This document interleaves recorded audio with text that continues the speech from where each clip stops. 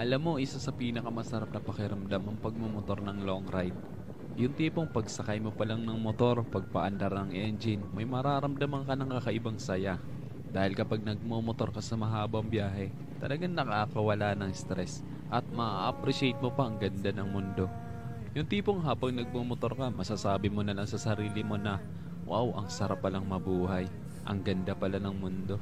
Lalo na kapag ang patakbo mo yung chill lang, yung ini-enjoy mo lang talaga ang moment. Madami kasi tayo kanya-kanyang problema sa buhay. Pero kapag nagmomotor ka na, makakalimutan mong problema mo. Lalo na kapag maganda ang view, maganda ang kalsada, tapos hindi mo namamalayan, nagkakaroon ka na pala ng positive mindset dahil magaan ang pakiramdam mo eh. Kaya kapag stress ka na, kailangan mo lang din talaga minsan ng mahabang biyahe bilang isang pahinga eh. Ang weird no? Kasi nakakapagod magmotor pero ito yung pahinga ng gustong-gusto ng marami. Pero sasabihin ko sa'yo, hindi katawan ang napapahinga kapag ka nagla-long ride ka eh.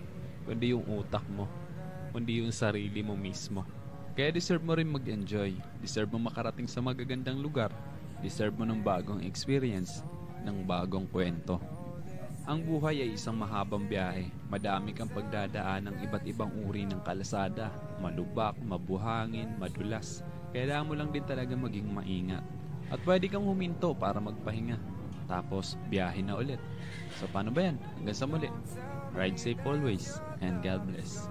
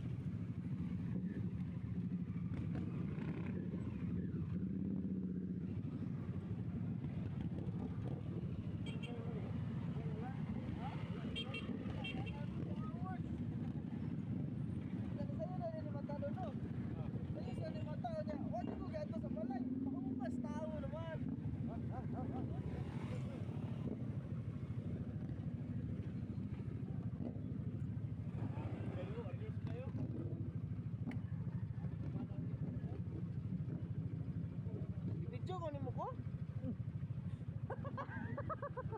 Alright. Ha? Ay, ano mo to? Ay, ganun gulo na siya.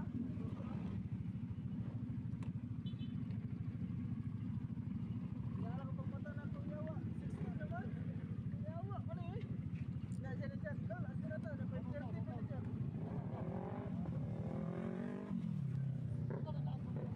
Ha? Kan Jason to? Balikan na ka?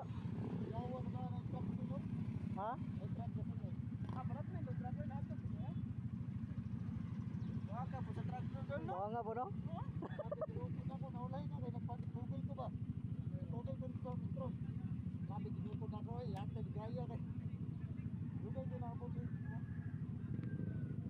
Ah, hinay kayo padagan si Jonah, so nagpakusog si Jonah.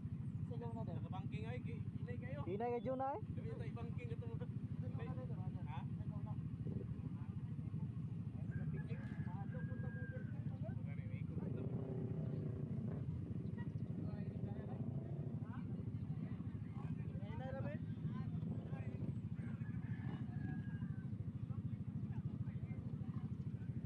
Sagyad ako ay, bangking ang sagyad. Ubus kayo.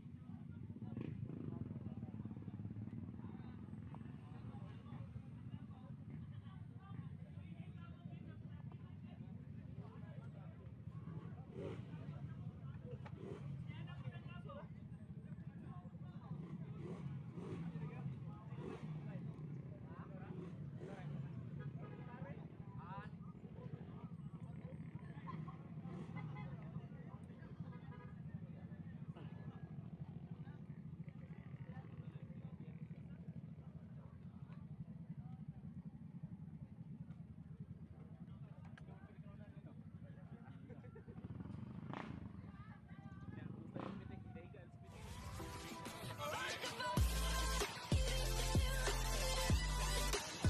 Tinggal yan.